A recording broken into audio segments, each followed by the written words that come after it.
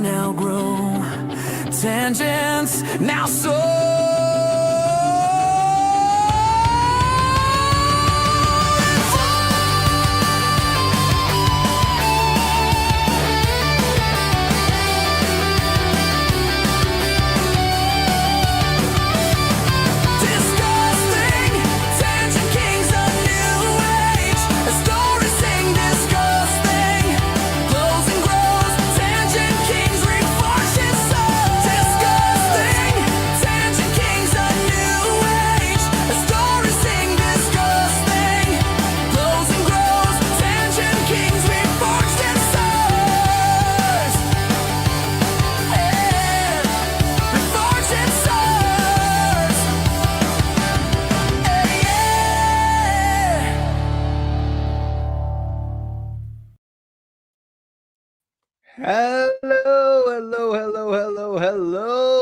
Hello, everyone. Welcome to the very professional show on Mondays. The Discussing Tangent Kings. This is episode 7. We have hit the golden 7, lads. We are going pro. As you can see, no more cold opens. We have an intro. We have an amazing intro and amazing comments by the intro, but I'm going to get to them just because I almost died laughing over there. And without any further ado, because we already took 5 minutes of your time, let's get on with our show. Starting the week off very, very strongly with an awesome panel. I want to welcome everyone on this amazing panel, starting with the co-host, the absolute dignified, amazing, bearded and glassy gentleman. The dignified cartoon gentleman is here. Hello, good sir. Well, hello, everyone. I hope you're all doing well, and it's great to see you all watching today. You know, the way we started this show felt very familiar, ladies and gentlemen. I felt like a Russian remembering the glory days of the old Soviet Union. That's what I felt listening to that intro. It's not the same, but it feels good. Let me just tell you, there are a lot of people, a lot of Russians feeling like that, and you know what's happening because it's on the news every day. So let's not go there. Look, I'd rather queue up on a bread line for an hour than fight an endless war against people who were in the same country as me when my dad was born. But it's great to be here, ladies and gentlemen. Here's to a great show. We got plenty of things to talk about. And fingers crossed, because every network show needs a punching bag. Fingers crossed Roger does not eat all of us before today's show. And speaking of Roger, how are you doing, man? How are you doing? There you go. I'm doing great. I must say that was a pretty entertaining opening. I will say some of the people I would not expect to look like that. Like wouldn't have expected someone like Rhoda to have such little tiny T-Rex arms. Well, I don't know. AI is depicting us as it eats dreams of us, apparently.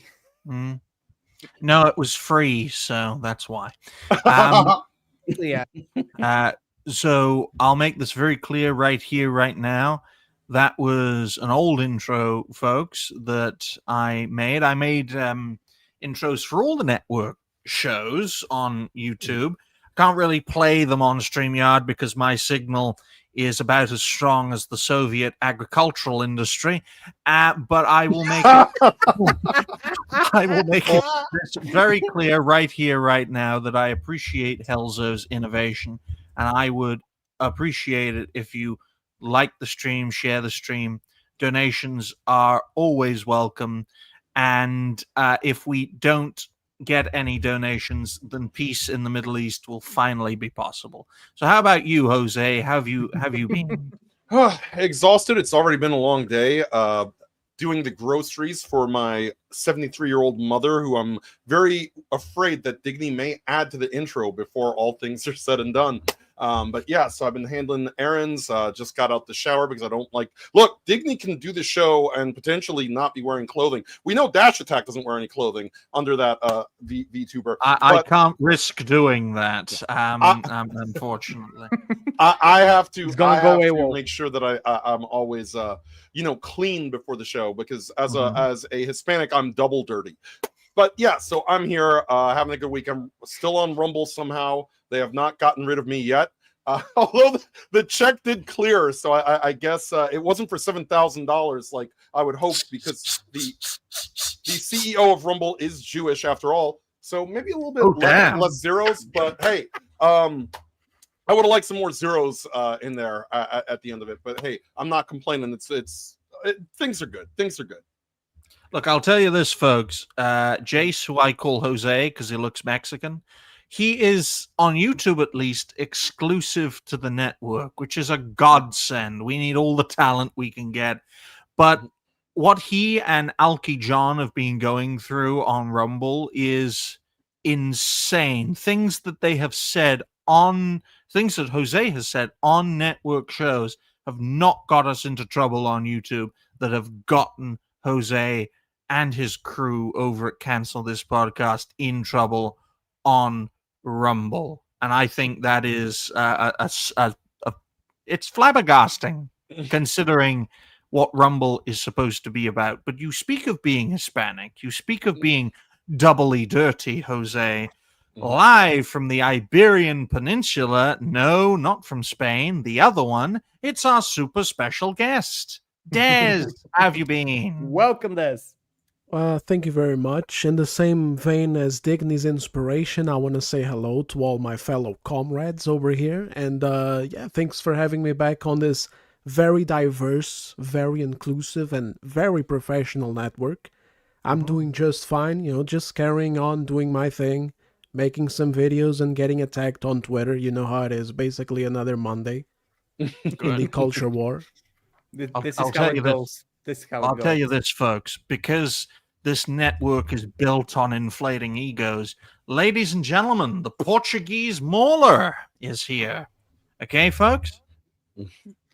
I'm the This is how frog, we all started. and Helzo is the guy who speaks weird on that show. So there we go. There we go. We appreciate everyone for being here. We're very grateful that everyone is here.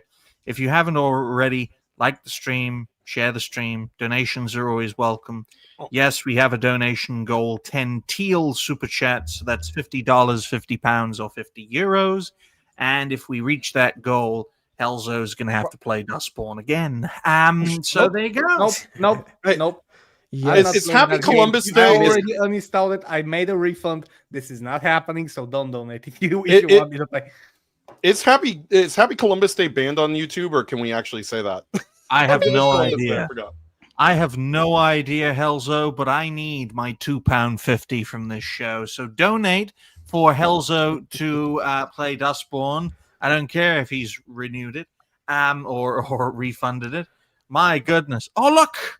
Why aren't you electrocuting that dog? Is it a spoiled Escasan's dog? Is that why? Oh no, he's much more spoiled. He gets to actually have freedom to move around and have treats, and he's How loved. dare you? He's How not dare an accessory like a squishmallow. Oh, Tell me that you at least tie him up to the to one of the beds so he cannot move and he knows where to stay. Oh no, he comes and goes as That's he a pleases. proper training. That's Yeah. way too woke. Yeah. yeah. Yeah. Jose, your dog is American. Hassan's dog is Soviet. But on that note, ladies and gentlemen, I'll tell you this. Since I'm using, communist jokes, folks, in all seriousness, because most of this panel, 60% of this panel is European, 40% is American. For all the faults of the far left, they do have a good diet plan, and I recommend that for you, Roger. So on that note, ladies and gentlemen, I'll just find my pen really quick. For the first topic, since we appreciate everyone for being here, we don't want to waste anyone's time, of course. First topic, 12 minutes dead. There we go. I'm using a blue pen for some reason, but the first topic is not about Hassan abusing his dog for the 50th time. It's about a certain game, Ghost of Yote. It has a Sony Pony problem, folks, because they have mentally collapsed. You know why they've mentally collapsed? Because the Sony Ponies are so desperate for exclusive games to justify their white elephant of a platform that they are forced to defend this lackluster sequel to Ghost of Tsushima, which was an utter triumph, not just for Sony, but for Sucker Punch after the disaster that ended the infamous franchise. Now, we've talked a little bit about Ghost of Yote in the past, and I can make one thing absolutely clear, folks. It's not Aliens. It's at best Alien 3, and it might be an Alien Resurrection. It's that bad. It's that bad. It's not done as well as Ghost of Tsushima based on every single metric, from starting performance to peak performance. It has not done well at all, despite the fact that there are 75 million PS5 sold.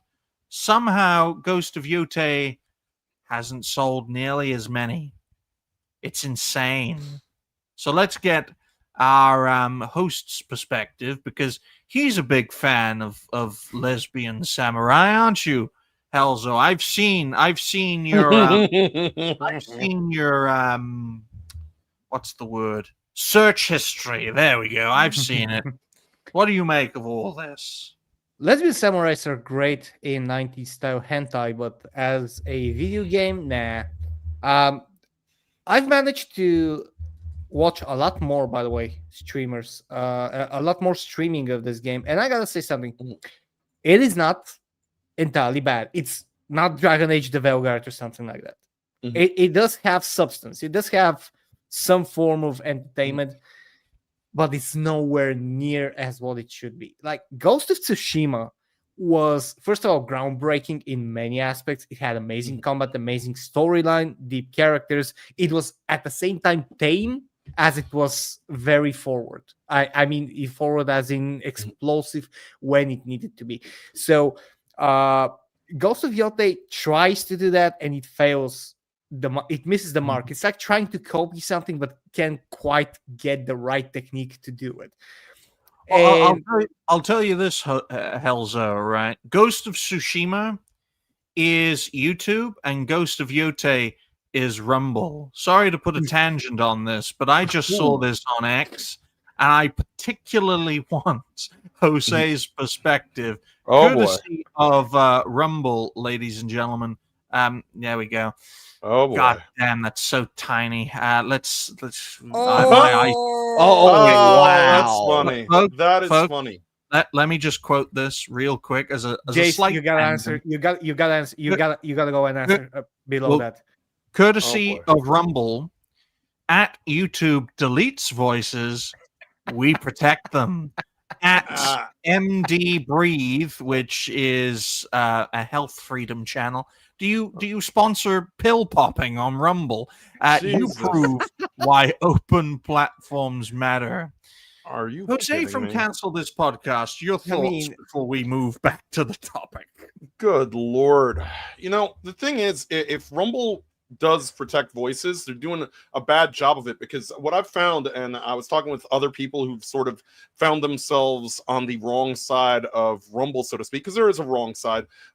If you are not basically perfect, if you don't look like a Stepford wife version of a male gaming streamer, and you don't completely, shout platitudes of Rumble, they will bitch slap you.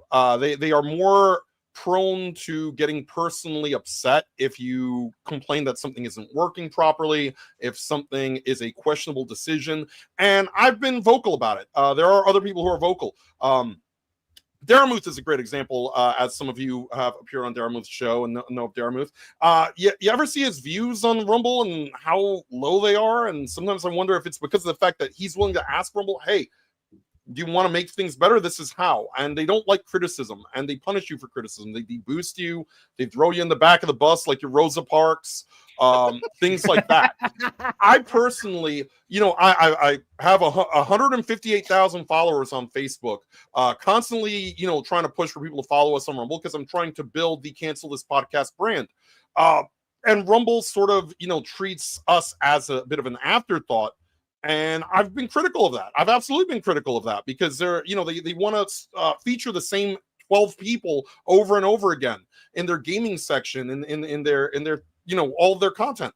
And so, yeah, it's kind of questionable when they tell a bunch of small creators, hey, there's a small creator program, but you have to do 3 ad reads that require a minimum of 10 people in your streams. And by the way, as soon as you click that ad read, that 10 will immediately go to 9. So, it reads more like a hostage demand. You have to try to make it entertaining. Now, I've seen other streams, people try to make their commercial ad reads entertaining if they're larger streamers. You should let the smaller streamers do that as well. I Crazy Eddied an ad read, all right? And they banned me from ad reads for like 2 weeks. By the way, it didn't say 2 weeks. It just said you are banned from doing any ad reads. That's why I called them out. Chris Pavlovsky, the CEO, after the fact, goes and looks at my video and looks for anything he can to say that I did something wrong. So when I say that I should stab people in the back professionally at work, he took it literally. When I say I'm killing myself at work because I'm venting about my job, he took it literally. When I say it makes me want to bleed my brains out, he took it literally. This is just venting, and anybody who has not been a CEO and has a job that they don't like sometimes is going to say these things. And he's like, no, you advocated for violence. I'm not Hassan, you maniac. I'll tell you You're not guys a left this. either, by the way. As You're someone- not on the right side of things, apparently. Well, I'll just let everyone know, as someone who's never had a job because I'm too busy hiding in a bunker because Iranian missiles are flying, I can understand Jose's perspective. He is getting into trouble on Rumble for saying things he has said on network shows on YouTube. Okay, that's why I made the comment right there. It's in the chat, folks. Yeah. Right. Rumble. Rumble. I just said all the things I said, and you're not going to probably get any sort of backlash from YouTube for me having said them. No, Rumble is this is the 7th episode you've been on, by the way.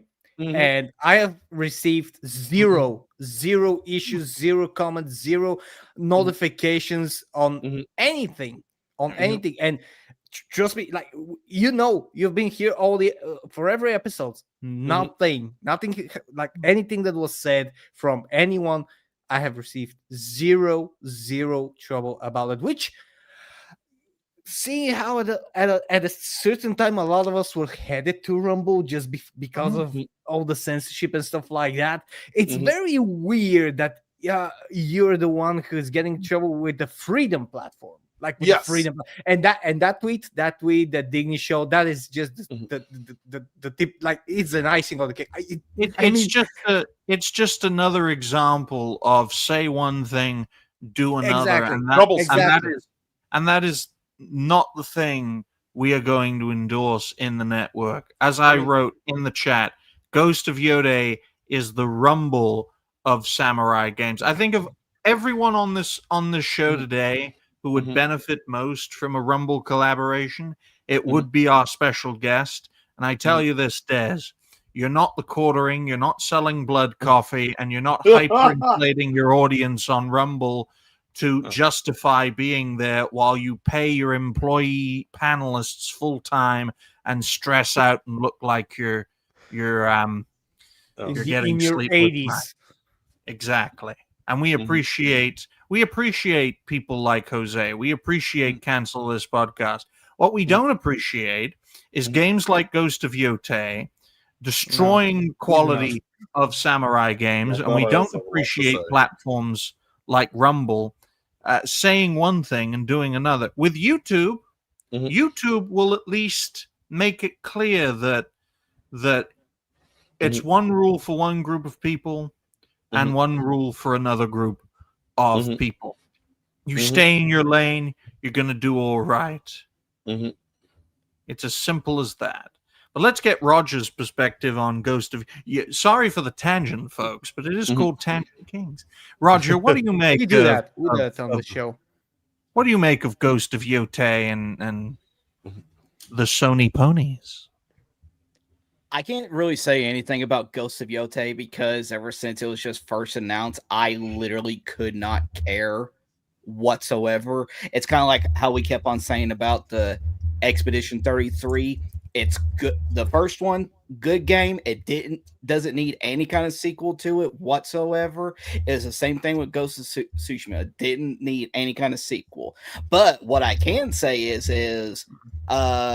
yeah, the Sony ponies, they will just suck off Sony no matter what and just keep on spouting the same nonsensical BS that they do with every single time that an exclusive comes out, where it'll only be an exclusive for, let's just say, a year at most before it comes out on other platforms, primarily places like Steam, where it's always just the same talking points. It's always just like, oh, the gameplay is just so fluid. Yeah, we saw that with the last game. Oh, the graphics look so good. Yes, so did the last one. What is it bringing to the table that isn't the same thing that you all constantly keep on praising about? Of Bamboo course, cutting. look, of course It was it's already fluid, in the first guy. game. It's fluid. The gameplay is fluid, Roger. It's gender fluid. And your condemnation of the Sony ponies has been directly experienced by Dez. He recently covered the whole Ghost of Yote situation, and a lot of Sony ponies were coping and seething in his comment section. Why don't you tell us a little bit about that, Dez?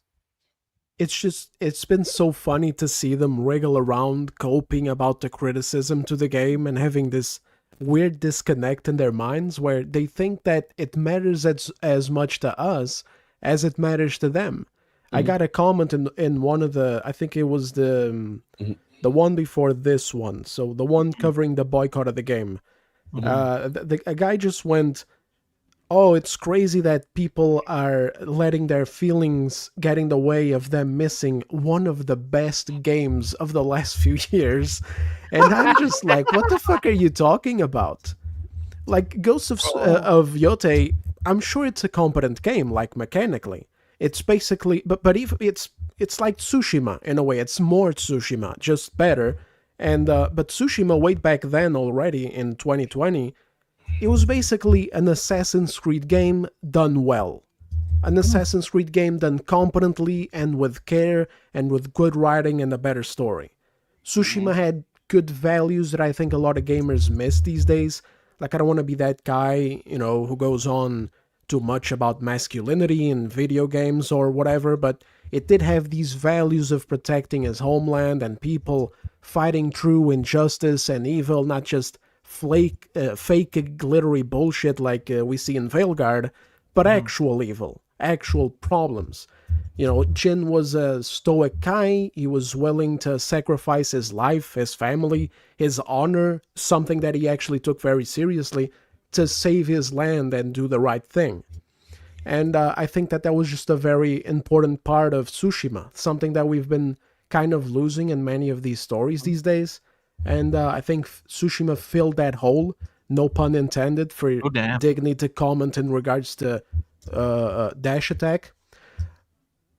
And I think that we were excited to see this. Personally, I was. Like, I understand what Roger was saying about it not needing a sequel. It didn't.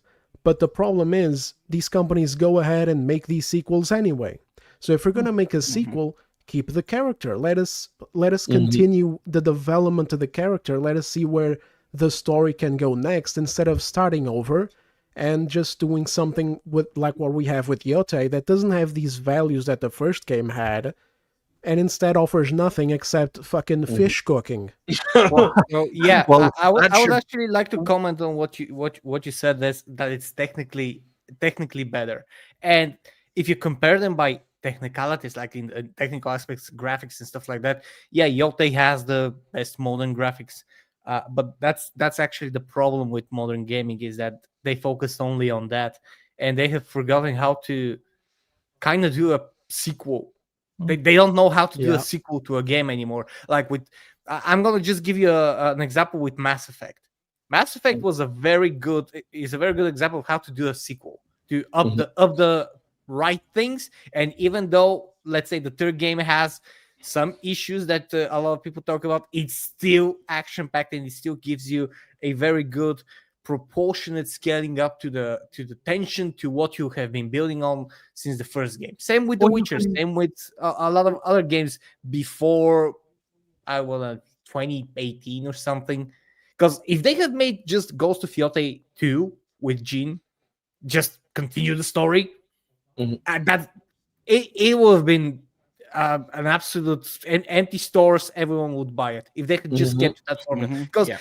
what studios do, they do something, it works, they say it works, and they say, okay, we got them by the hook, boys, we got them by the lip, fish is in here, we're gonna be doing whatever the fuck we want, we're gonna insert whatever the fuck we want. And they're, because Yeah, gamers are exactly. fucking stupid, Yep. they're gonna eat it up, because actually gamers were stupid. I'm ashamed to say, but gamers were stupid, but also companies did a better job at hiding the bullshit.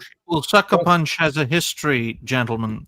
Sucker Punch has a history of having success leading to failure and failure Oh, leading to success. It's in the name, Sucker Punch. Exactly.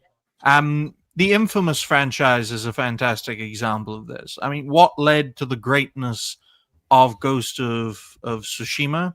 It Mhm. was how Infamous had its time to shine with the first and second game. Two fantastic games for the PS3 you should all check out, and how it led to a monumental failure with Infamous Second Son and Infamous First Light. So much so that the Infamous franchise came to an end with First Light, doing away with the very system that made the franchise the great franchise it was, the morality system. And from that failure, it led to the success of Tsushima, a brand new project, which then led to the failure, which is now Ghost of Yotei. I am of the view that Sucker Punch should have learned from the Infamous franchise, and that its success depended on a strong central character with a strong central theme. For Infamous, it was based on the morality system. Are you going to be good? Or are you going to be bad?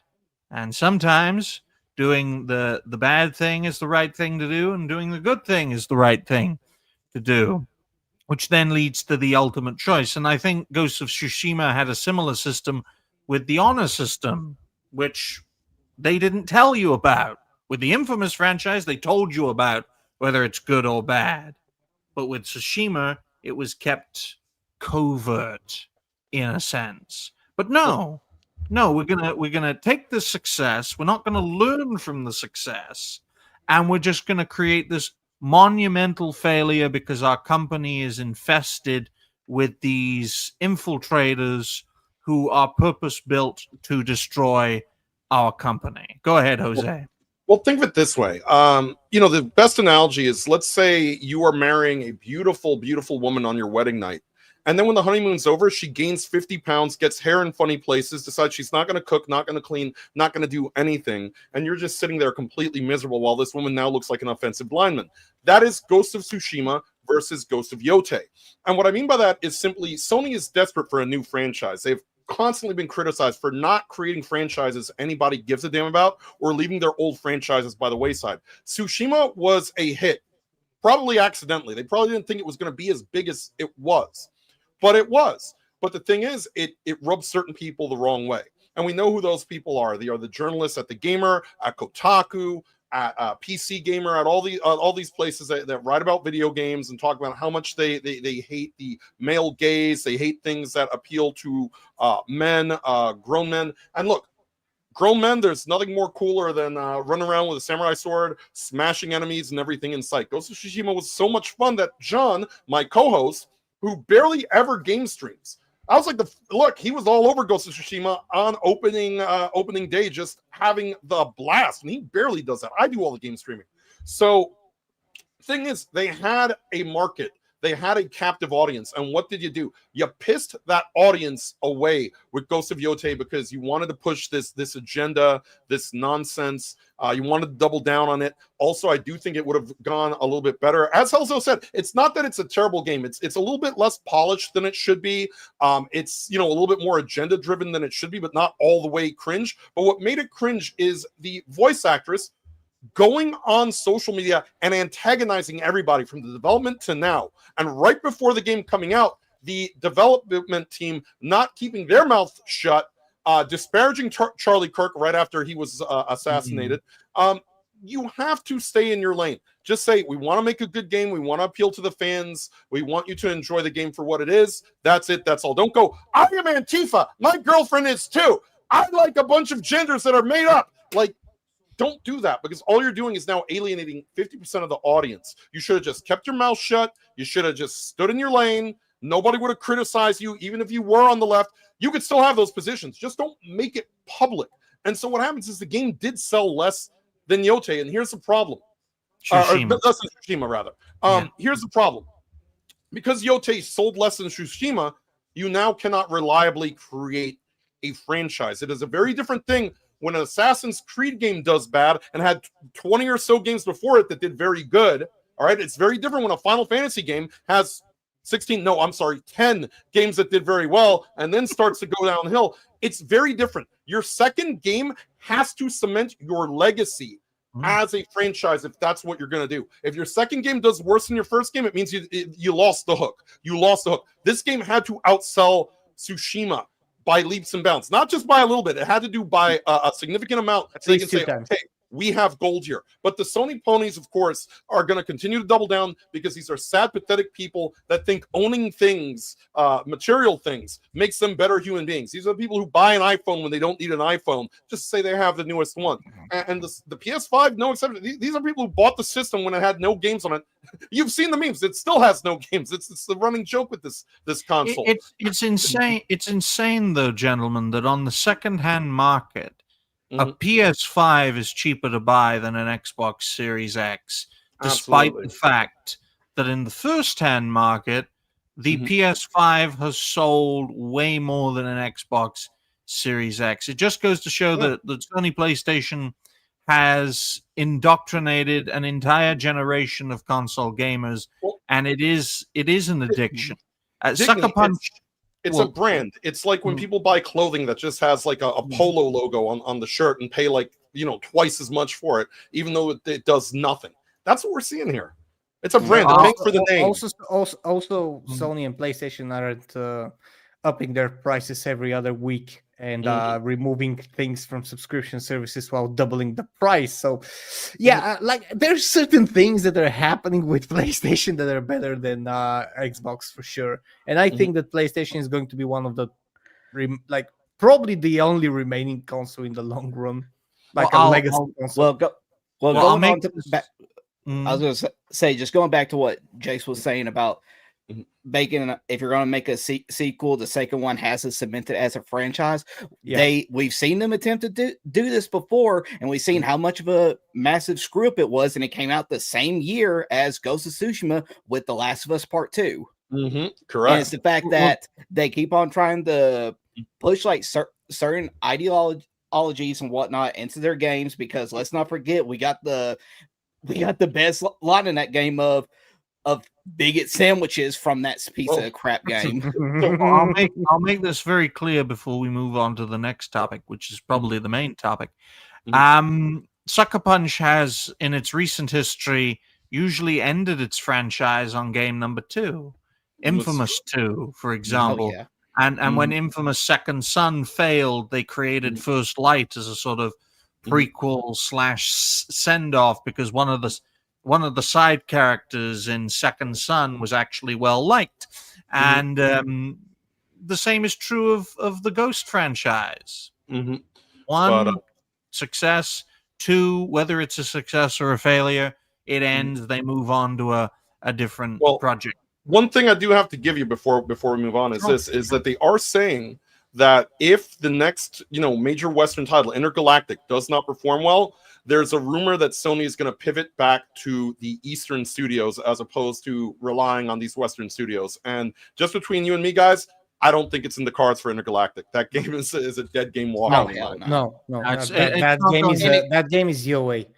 In And fact, going back to what we were just saying, the sequel to of Naughty Dog's Last of Us completely failed, and what do they do? Go on to try to make a potential new franchise. and we got to make this clear before we wrap up this topic, right? Mhm.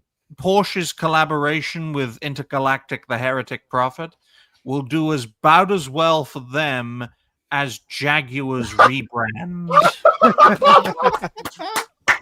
Guys, Everybody's gonna be commercial, everybody's gonna be buying Oh. Romanian cars very soon. and look, Porsche will be like, oh, guys, how do we fix our brand?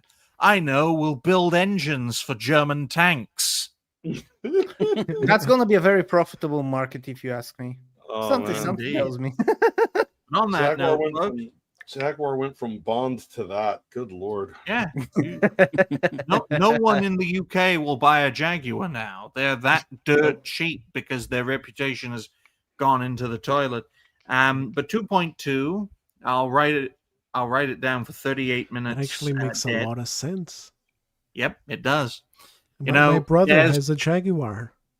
no. It just hit me right. It just hit me right now because I went to his house like a month ago, and we went to his garage. He showed me his Jaguar, and I was like, "Shit, you got a Jaguar? The fuck? You Look, must be it's doing the well." old- Turns out he's actually not doing well at all.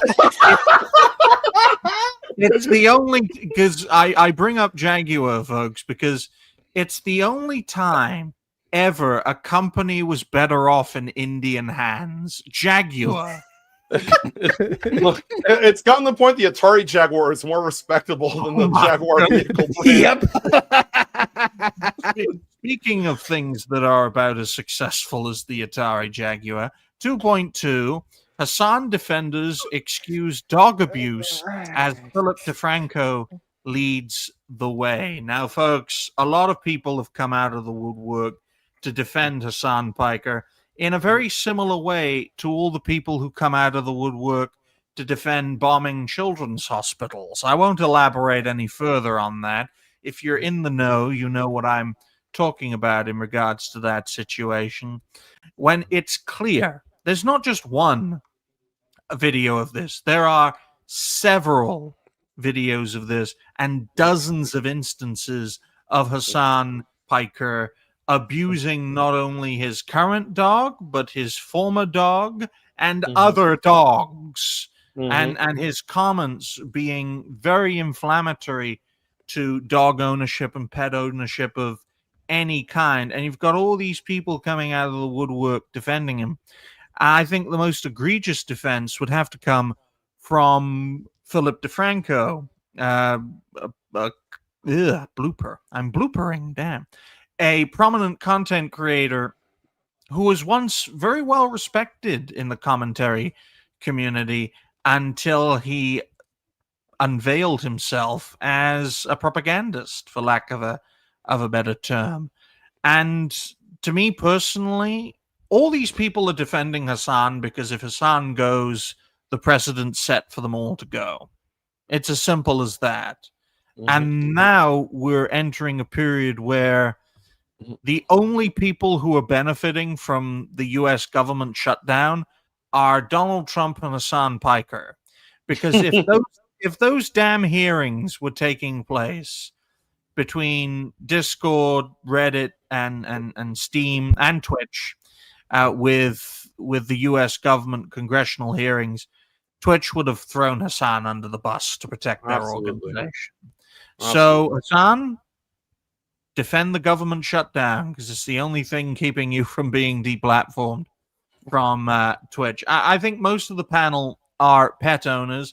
Roger was until he ate his, but at least he. Oh, don't even go there. My dog and cat are in perfectly good shape. My dog might not have a tail, but he's in good shape. Oh my goodness! You ate its So tail. it's bit, I knew that it's was bit by coming. bit. You just Yeah. got a little bit of taste. I knew that was coming. Jose's Chopper, not run! much better. Chopper, run! He cut one of his dog's tails off, and he says, "No, it's to protect it. It's to stop back pain." It does. It is actually true with boxers. They get bad backs later in life. Well, Yeah. then I'll Yeah, cut also- your tail also off about to the help when your they cut- bad back. How about that? I mean, if it works, I do have a bad back. I've actually ruptured 2 discs in my back. So if Oh it my works, goodness! Oh, welcome to the club. yeah. But this whole situation with Hassan, this has been covered before, folks, but it just keeps getting worse and worse, especially when he's trying to defend it, especially when other prominent creators like XQC have actively reviewed the device in question that does electrocute the dog. It's not Mhm. vibrations. Oh, it's vibrations when you get electrocuted. Yeah. The black face of white supremacy and all that nonsense. Pretty sure they used that shock collar in the first Saw movie. Oh, goodness me. No, But it that's just a vibration color. Come on, guys. You're being so ignorant. yeah, Don't you care well, about you're- the dying No. people that you're on that topic? No, the vibration collar is up Hassan's ass. It's not on the okay, dog. guys. It's Guys, not a color, by guys. the way. You're all freaking out. Cactus. It's perfectly natural for a gigantic dog to spend 6 to 8 hours in one space. Come on, guys. Absolutely perfect, especially for that breed. It's perfectly normal. Yeah. Now, Des, are you a dog owner? No, I basically my pets are my neighbor's pets. They cross over the fence and they hang out here. Nice. I would say that's very Mexican. do you but shock you're them? from Portugal, which is like 3/4 of Mexico. Spain is just Mexico, folks. We have a majority American audience, and they're like, "Oh, you're Mexican, Des." It's like, oh, for fuck's sake. But in all seriousness, most of this panel are pet owners, and the way Hassan has treated his pets, past, present, and the future, it's just going to get worse and worse down the line. Helzo, what do you make of all this? I've refused to make content about this because we might joke, but if I can, I would put Hassan through what he puts his dog through. Mhm. I would gladly watch him being on a very small bed. This is a platform, cuddled up, unable to move, and if he moves, it should be accompanied by fear that someone who is looking after him would just turn around and shock him constantly for 6-7 hours. And also he'll have to hear, and he'll have to hear very, very loudly what the other person is shouting at the camera, because if you don't know, dog senses are much heightened than human senses. Let's not forget in the chat, Helzo, a portion of his proceeds goes to taking care of animals, stray animals Exactly. that are in need. So Just this today- is a sensitive topic for us as pet owners, all of us. It is. I don't own a dog. I do not have. Yeah, Although but you have dogs cats, are a favorite, I have 4 cats. Just today, I took time off work to transport a bat that landed on one of the terraces in the office because it happened. It's a 2.5 million people city, and they get disoriented and just fell down unconscious on the terrace. And me and my wife, we basically just took care of it, called the organization. Thing is, if you have a dog, like especially that kind of dog, this is a big breed, guys. I'm just gonna share something. I was gonna share something else, but I just wanna share something with you because my blood is boiling. All right, it boils when I talk about this. I think this is it. Let's just play that clip. And also, one of the parts of this Inshallah. training is also supposed to put her, like, we're using the elevated bed, as you guys can see. And one of the things with the elevated bed is that she has a leash on right now on the elevated bed, so she can't like really get off of it. So she now knows to sit in place for hours and hours on end. And also, Let me just give you a perspective. Imagine that you have a leash around your neck and you're chained to your bed and you can't move for 6 hours while someone is shouting right next to you obscenities. Yes. And at the same time, your bed is so small that you cannot stretch a little bit, and your back is getting twisted because that dog was not laying as they should. They need to stretch. They need to be able to move. They need to lay on their backs. They need to lay on their side. No, Yes. none of that. It's a small bed. This is the everyday life of that dog, guys. It's And only I have no mercy for Hassan. No mercy, no sympathy, Yeah. no mercy, absolutely nothing. Yeah. I wouldn't condone like violence and stuff like that because I'm not on the left and I don't shoot people in the neck when they don't agree with me or do something that I don't like. But I would like for him to feel what his dog feels. Absolutely. That's the best thing that you can feel what your fucking dog feels, and then go on stream and say it was fine. I dare Exactly. Let's Exactly. let's live stream Guantanamo Bay and be like, oh, this guy here, we have him on the prop up bed, we have him chained by the neck. We're gonna pour some water on his face pretty to soon. hydrate him so he doesn't go. He's not parched. Exactly. It's like we're only one step away from doing that. Okay, folks. And Twitch puts up with it, supports it, and endorses it because he's their money cow. Exactly. Hassan brings in a lot of people. He brings in a lot of views in the same way Dr. Disrespect brings a lot of people on to watch, Rumble shows. And that's how he can get away with peeking on little girls in bathroom stalls. And Hassan can get away with chaining up his dog and electrocuting it when he moves. Okay. It embodies, and this is a thing we've got to root out everywhere, folks. It embodies the mindset of, I can do this because I'm well known, I'm prominent, I make a lot of money, so I can do what I like. And I have a little mercantic helping my leg every day. It's metaphorically. It's essentially content creator oligarchy is what we're seeing. Yes. And the problem with that is that Hassan Piker, this is a man who sees the dog as nothing more than an accessory. Like I've said in previous streams, get a stuffed animal, whatever, but don't put a dog through that just because you want to appear more human, because you actually have appeared less human. We make entire movie franchises about a man on a tour of revenge because they killed his dog.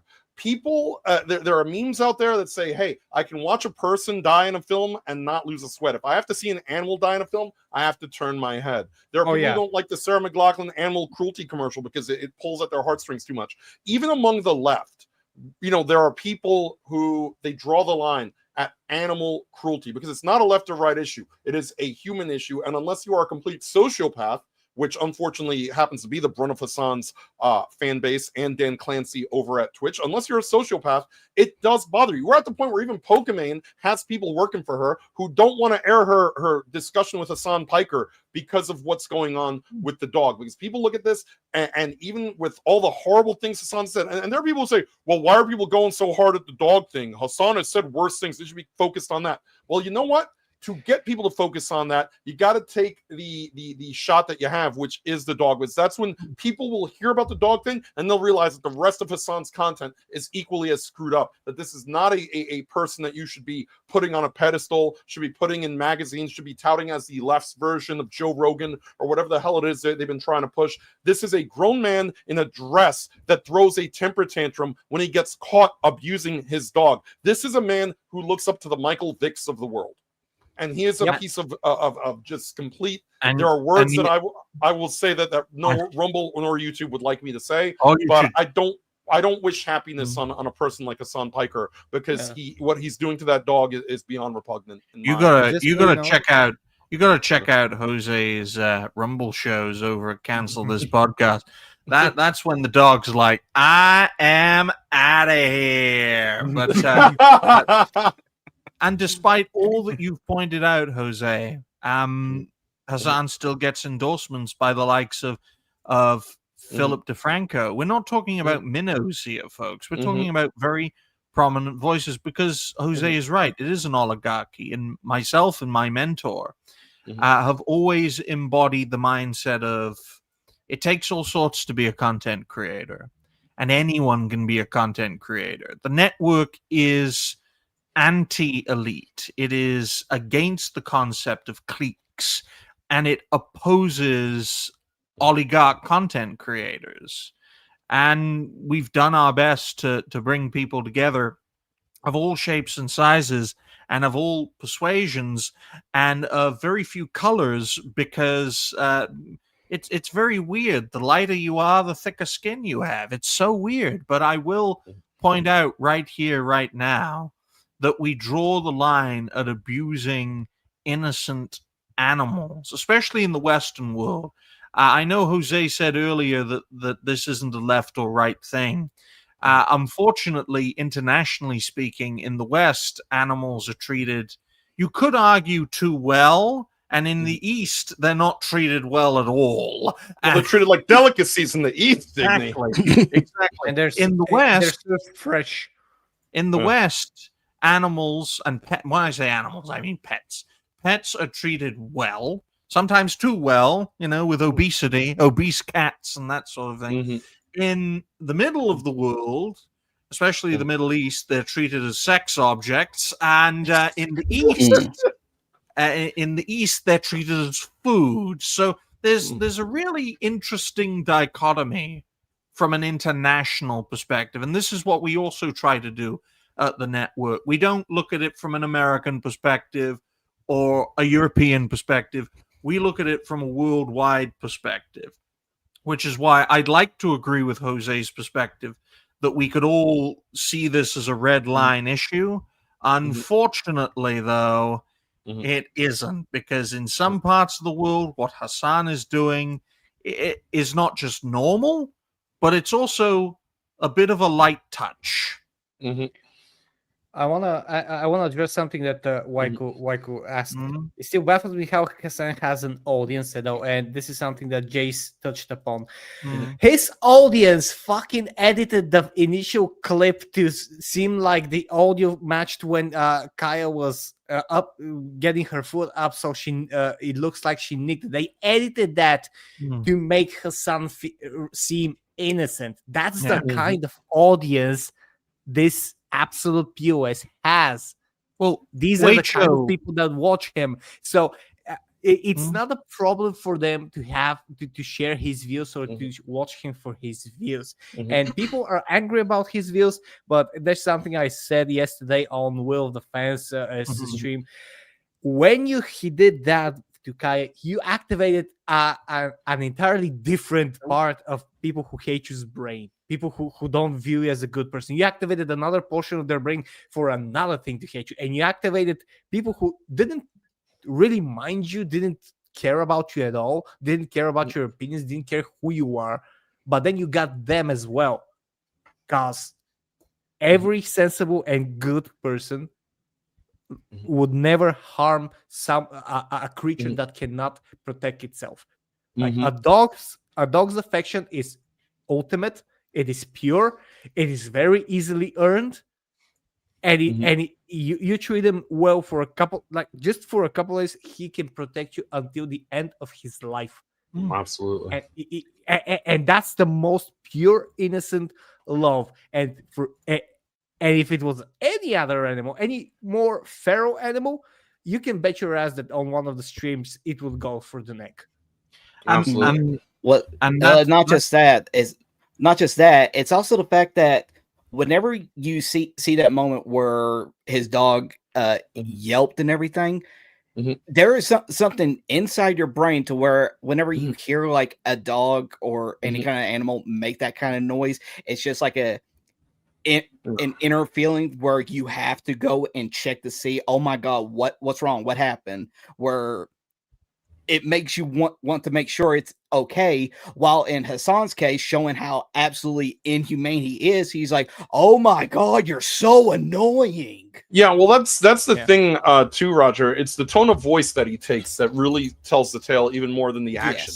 It's it's the lack of giving a remote crap that the dog is hurting or that the dog is feeling any kind of pain. It's it takes a true sociopath to look at the dog and then continue to berate the dog when it does feel pain.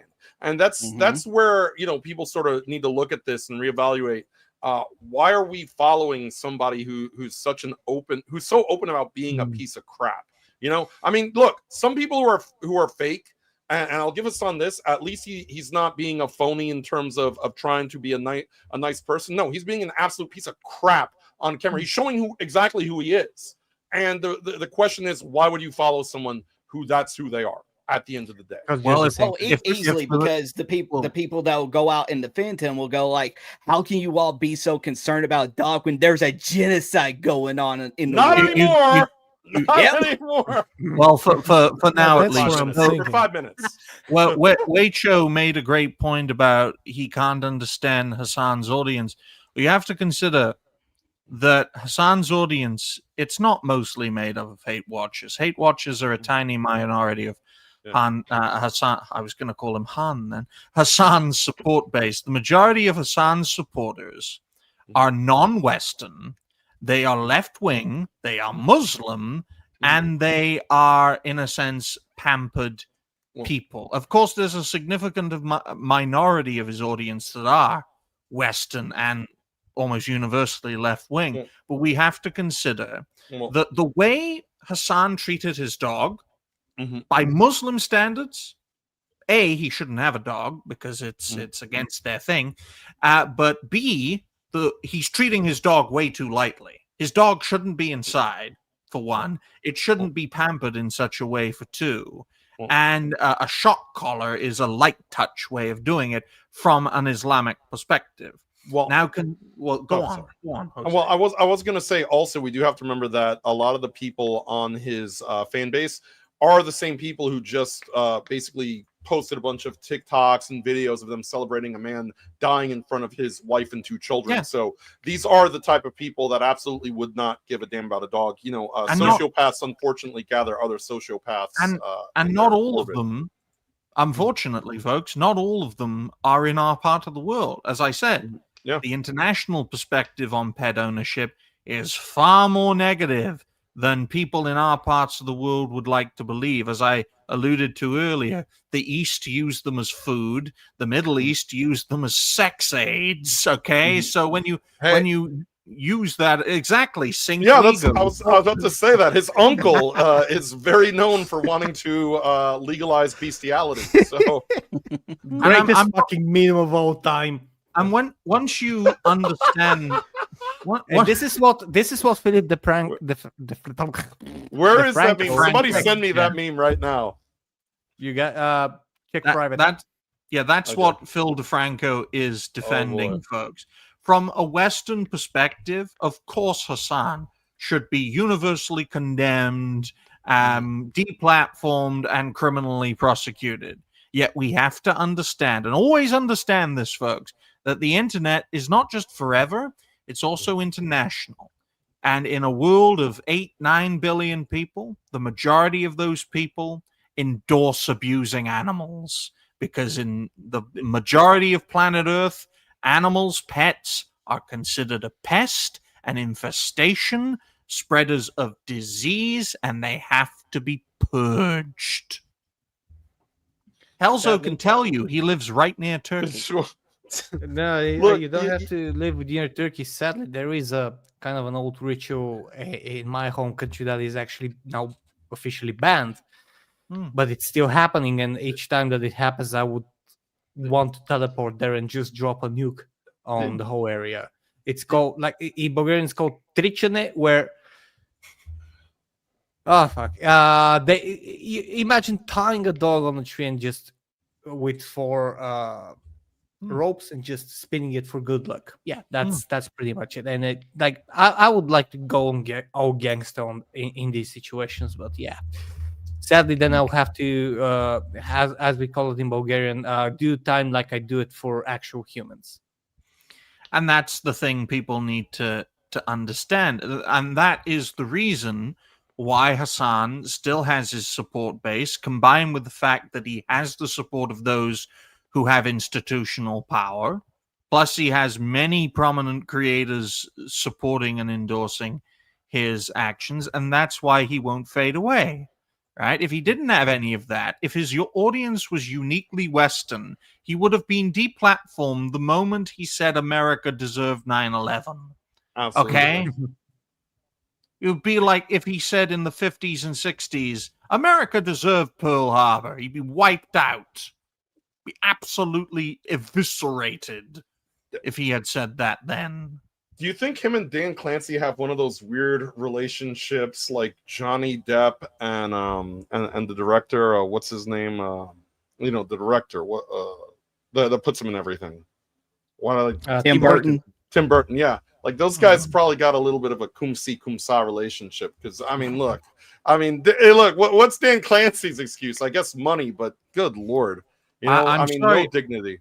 I'm sorry to scare Des, who's our special guest, but I have a very disturbing theory. A theory that my mentor taught me is that the higher up you get as a content creator, the more support, the more finances, the more connections, the greater the danger you have that this institution will swallow you up and compromise you, especially if you're willing to do whatever it takes to get to the top. And I'm very grateful that Des hasn't experienced that because, he has built his creative journey single-handedly, leading the way, building a big support base on exposing all of these companies and entities in directed videos. And I think that is a fantastic achievement for a creator to do. And, we don't want him to turn into a son. He has every reason to in Portugal. It's hardly a civilized place, folks. Dogs roam everywhere. Absolutely. It's a big problem. You never know what's going to happen, man. So he has every reason to be like, fuck that dog. It just bit me, especially the stray ones. Doesn't even have to bite me, honestly. Just look at me the wrong way and I have a shock collar on me immediately. I got a taser. Oh, damn, Des, you should live in Chicago. That's what it's like, and they're not dogs. But on a serious note, you guys were talking about now with the audiences, right? Because Hassan's audience is not a normal audience. It's more like a cult. Mm-hmm. But isn't it interesting how it works with other people? Like, for example, with this Philip DeFranco guy, who's basically obfuscating the situation for him. And also Pokemon. I don't know if you guys saw it, but I just saw a post of hers this afternoon where she's basically defending him too because her team or whatever canceled an upload of a podcast episode with him just today, I believe. And she's mad and now wants to restructure her team.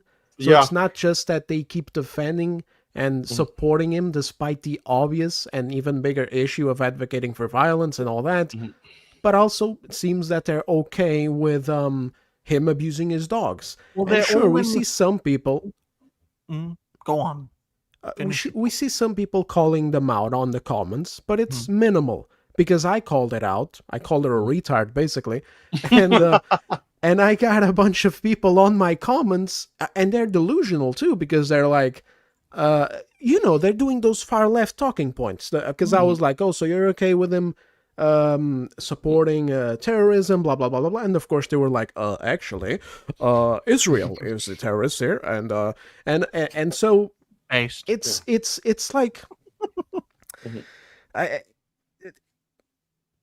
their audiences should be different. In my mind, Philip DeFranco's audience and Pokemon's audience should be different. Hassan's audience is what it is, but these people should be a little bit different, where they should have a bigger fear of losing massive amounts of their audience because of them defending Hassan, and yet it never happens. It's like they're numb to this, or they ignore it, or something, and I don't understand. They're in the same club, they're in the same clique, they're in the same cult. If they're you all are losing their minds together. Exactly. Mass formation psychosis. They do have the audience control, and they could be moderating how the hate is outpoured. And another thing that they will defend Hassan, Pokemon. I don't know why Philip DeFranco, by the way, Philip DeFranco, at least until the recent times, I thought him at least reasonable. He's in the same group. He's in the same club. He is, Jose can tell you this better than anyone else, not in connection to Twitch or YouTube, but in connection to Rumble. If you have the endorsement of those who are running the damn place, you can do whatever you want. Exactly. Exactly. It's a big club and you ain't in it. Yeah. But the other thing is, I mean, I don't know how many of y'all remember a little horror movie called Critters back in the day, where the critters would, bite people and attack people and shoot little needle at them. And there's a scene where all the critters just sort of amass into a giant critter and roll people over and just consume them whole. There's none left but a skeleton. And so that's what happens with these groups of people that you think wouldn't link up just based on their politics. Pokimane, Hassan, this other dude. Here's what happens. They all have orbiters. They all have NPCs, people who can't think for themselves, who won't think for themselves. The only thing they care about is allegiance to their master, so to speak. And so these people will chain together. Pokimane's orbiters will, chain up with Hassan's orbiters, and they'll just, in that have power that these morons should not have. And so they think that if they just shout you down together, that's all it takes, and they can protect their precious sacred cows. And so that's what's happening here. It's just absolute scumbags protecting other absolute scumbags. And there's also one more thing, that the money is there, and if one of them fumbles, then you lose a lot of the money that they'll protect, because like Hassan is gonna bring them a lot of money with his orbiters, and it's gonna be the other way around. And they just have their own little club together. So and money, and you're saying their master is the money in that case. Well, I'll tell you guys this, right? The reason why I would disagree with Helzo's last statement is I know plenty of content creators in our pop culture space that make a lot of money for YouTube. But because they do not ideologically align with the entertainment establishment, they are still not treated equally with other creators who are aligned, who make just as much or earn just as much for YouTube. My mentor told me an interesting story about Hypnotic, how he raised all these funds in 2024 and in most of 2025, right? Hundreds of thousands of US dollars, earning YouTube lots of money in the process.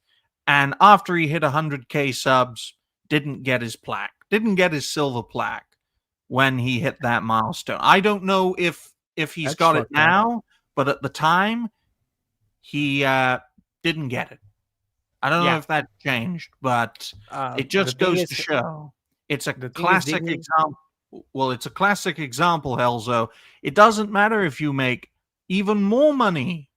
It's the ideological alignment that matters, not the funds. Yes, I absolutely agree. My portion about the money is that they do make money off of each other because of their audience and because of their ideology. And yeah, I understand that that. is Some of them survive to it. because of Hassan.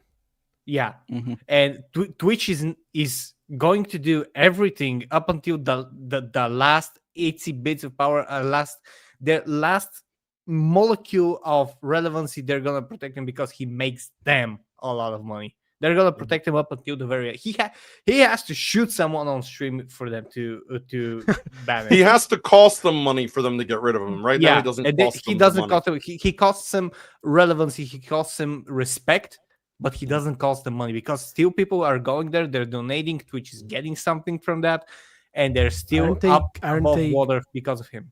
Aren't they screwing with their money a little bit because of advertisers? Because I've seen smaller Twitch creators complaining that the ad revenue has been dog shit. I don't think Twitch currently cares about small creators. I haven't been on Twitch for years, but I don't, like, from everything that I've heard, I don't think Twitch currently has the best practices for, let's say, live streaming. Creators. Live streaming is the hardest form of content creation to grow on. So if you ever see a content creator grow as a result of live streaming, they've either unlocked a secret formula or they've botted themselves into success at one of those. And it's usually the latter, not the former. But I will point out, because we like to keep the show at about 2 hours, there is no place for dog abuse as a content creator, right? Say a bad word, wiped out. maybe if my mentor got a dog and electrocuted it live for YouTube to watch, he'd You would have still been at the on heights. YouTube. Maybe, You would but have then been all one of of his the most- colleagues would call him a monster and then But no, guys, I have to do this in order to stay on you. No, go away. You're evil. You're worse Well, he than wouldn't JDS. have found you then, by the way. Well, that's true. So on that note, ladies and gentlemen, we've got about 40 odd minutes, 50 odd minutes. But 2.3 is a funny topic. 1 hour, 12 minutes, dead.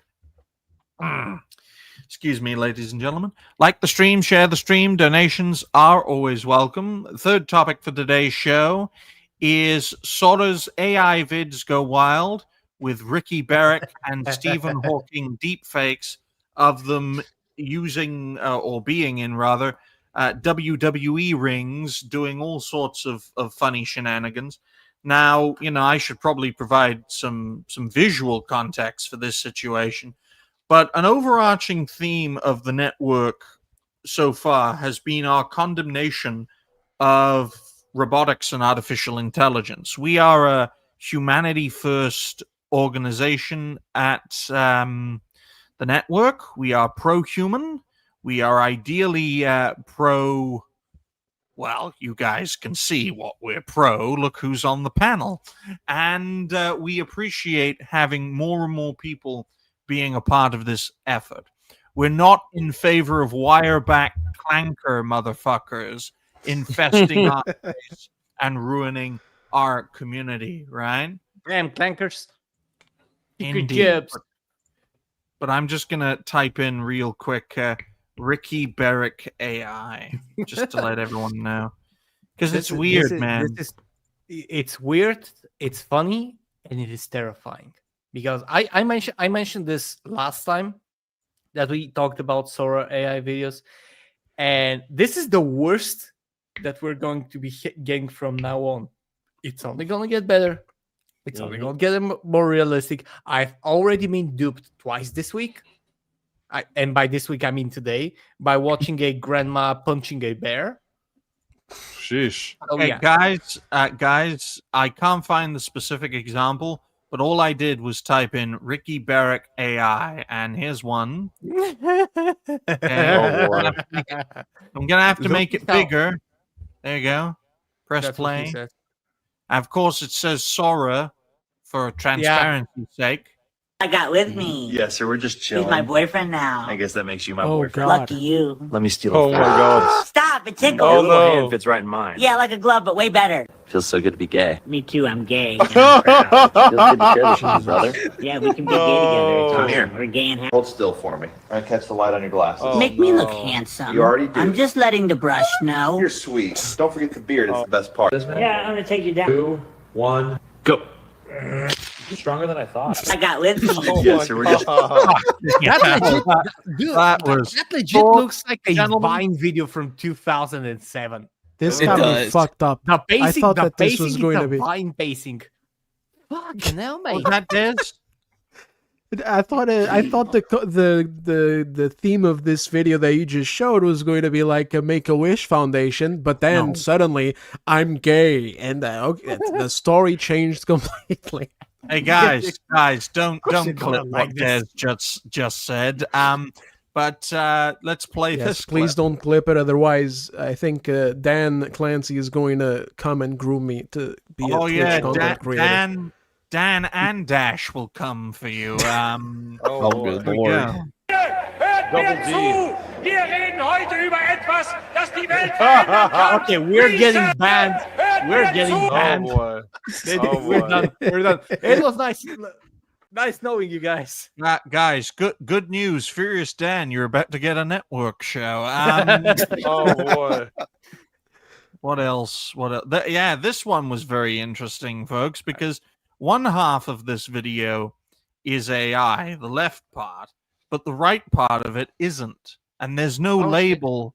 There's no Sora label, folks. Yeah, because it's a mixed video. Okay, so let's play this. I'm artificial intelligence, and I'm gonna take over everything. Pulls out a gun. I'm artificial intelligence, and I. Oh no. Why? Oh. This is the big weakness with AI, folks, right? It starts off obviously with a picture of Ricky, but then it turns into a less retarded being. And what does the AI think a retarded person is? It thinks a retarded person is a normal looking person with a gun. That's Oh its, boy. that's its interpretation of a retarded person after seeing millions of examples of retarded people. Because look at the AI interpretation, right? It looks like a normal version, like a too good to be true version of Ricky Barrick, but with a gun. Oh boy. See, look. And it still looks like someone with a family tree that was a broomstick. And this is Elzo. In order to not be tricked by AI, you have to see if it's too good to be true now. Oh, Because yeah. if it's too good to be true, if it's too clean looking, if it's too well done, it's AI. Because when people make these damn things, and this is the biggest problem, this is what my mentor taught me, is if you're going to make AI clips, don't make them too well. In fact, make them fucking badly. So people... That's the worst tell thing, the Digny, difference. because I've seen clips that are not that well made, like that are. I'm gonna search, because I need to show you. Yeah, I've seen this. Yeah, this is amazing. They're like, I mean, it's getting worse. It's getting worse every single day. No, this was this oh. was created through Grok, ladies and gentlemen. Okay, does it have sound? Yes, it does. Yeah. Oh, Dash Attack wants to come into the show now, folks. Let me just bring him on real quick. Just bring him on. There we go. There you are, Dash. How have you been? Oh wait, he's gone now because we've got rid of the clip. Wow. See, look, folks, it's insane. And it was great to see our viewership drop from 35 to 30 after playing that clip. Jeez, I can only imagine why. It's good to know we're fostering, and now it's down to 28. It's good to know. At least YouTube will boost it. It's good to know what kind of community we are fostering here. The best kind. Okay, any more examples of AI clips, folks? Let's find a few from Stephen Hawking. Oh boy, we need to find the one I where just want to show Stephen something Hawking's at before the that X to Games. showcase what I mean that it's getting better. Before. Hey, get out of here! Okay, pause. Now, folks, do you want to know why this is AI and I can instantly tell? Instant tell? No, it's not that. It's too clean. The floor's too clean. Yep. Oh, The yeah, floor is too perfect. The grass is too perfect. Everything I actually in saw the that. bear's head, by the way. I didn't see the floor clean. I saw the bear's head just twitching like this. But the thing is that the way it's filmed, the way it's created, like from a security camera, that's the bad thing. Because that's going to be fleshed out. That's going to be even more realistic in the near future. And then you're going to get security footages. And then you're going to get yard footages. And then you're going to get stuff that you... What the We fuck? can't. We essentially held to boil down what you were going to say. We can't trust anything online. Online safety, digital ID, we're all fucked. But here we basically. go, folks. Ariel's out of the chute like a rocket. Look at that bull twist. Stephen Hawking hanging on smooth and steady. 4 seconds, big kick, still in the middle. 7, 8. Exhilarating. Ariel's out of the... My goodness, folks, you are seeing the collaboration between Stephen Hawking and Atreus. Now, you guys may not know this, but that is Atreus without his hat. Oh boy. And what comes out of him are his takes.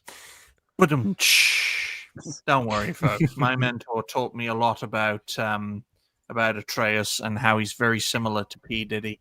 But let's just scroll down. Oh, look, from Stuttering Craig. Here's bobsleighing or ski jumping Stephen Hawking. Oh no. What else? What else? Oh, there we go. Oh yeah. Stephen Hawking skateboarding. This one was so good. Oh, that's the other one, by the way. That's the other one. There was another one. He just basically bashed his There we head. go. Here's the wrestling. yeah. Oh yeah. Oh yeah. Ladies Oh and yeah, the Hell gentlemen, in a Cell. made in the USA. He's rolling down the ramp. That's Stephen Hawking. I can't believe my eyes! Wait a minute. He's on top of Here the we go. cage. Do it. He's gonna fly! Oh my He's fucking God. up the cage! He's rolling down. Michael No, Cole, this Jerry is the King terrifying. Lawler. Ladies You and guys gentlemen. gotta admit, there's no way to tell if this is real or not without the logo. I've seen video of Chris Oh, Benoit shit. making his return to Monday Night Raw. Yep. Okay, folks. This is also, folks. Upsetting scenes, but it's AI. Beating up a clanker is fine. Huge right hand over the top! Hawkins hurt. His chair spinning. Uppercut! Elbow! Oh, boy. He is pouring it on! Knee right to the face. Hawkins in trouble. Stop! That's The it. fight is over! We Guys, I know this is AI because a white guy wouldn't do this, Oh. Mm. and I won't elaborate any further. No, he would throw bricks or chairs. Oh, boy. What else? What else? But there are plenty of examples of this, folks. And as Helzo has pointed out earlier, the technology will only improve. It will only increase, which is why I am of the view that if these things are to be made, they should be made at a lower quality, not a higher one, so that there Yeah. can be actual distinctions. Because from a financial perspective, folks, this may make people money in the short term, but by undermining trust online, the money's gonna dry up real fucking quick. Just wait to the point where we can't use even video as admissible evidence in court because it might be AI generated, fabricated, or altered in some Yep. capacity. Yep. Exactly. When you get Yeah, security cameras footages that are entirely AI, Mhm. but they're on the same. The fact that you can just probably pour a true security footage. You can tell the AI to duplicate the graininess and the quality of that security camera, and then tell it what to show. Exactly. I think that's partially already possible because we already see so much betterment in the video, and that's 2 years, guys. This is 2 years of development, even less 2 years of development. There was a video with Will Smith eating spaghetti. I'm sure you know it, and 2 years of development, what it could do. Imagine in the next 2 years, and so enhancement and acceleration is the thing with improvement. It's going to be faster improvement and bigger leaps in a shorter amount of time. Imagine what they're going to be able to do in terms of propaganda. Oh, with yeah. this type of content. Exactly. They're going to be able to lie to you about anything. I think I mentioned this last week, but imagine that some of us or all of us could be duplicated to spew leftist propaganda. Exactly, entirely. And that's not gonna be even hard to do because I mentioned it. Moist Critical uploaded a video where the first minute and 30 seconds he was AI. That was before Sora 2, by the way. That was before the newest. Well, and so it was pretty difficult to realize it wasn't. So Helzo, you're saying that essentially that if I start spewing propaganda promoting APAC, it might not be that the check cleared. It may be that they eliminated and replaced me with an AI clone of myself, Max Headroom style. Oh, goodness me. I love trans people. But in all seriousness, ladies and gentlemen, he's compromised. He's compromised. Now, let me just play this clip for you, folks, and hopefully you enjoy it. Since we're talking a lot about AI, let's take a look at this.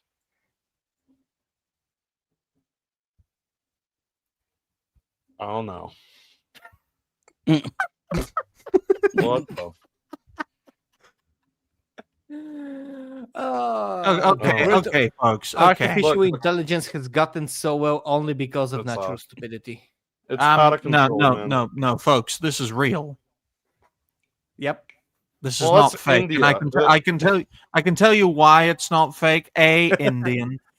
B, it's very well detailed, and a big problem with AI based clips is that it looks too clean and too well cut. Oh, this You look does not. look at the concrete. Look at the concrete Look there. at the grass. Folks. The grass. Look at the grass.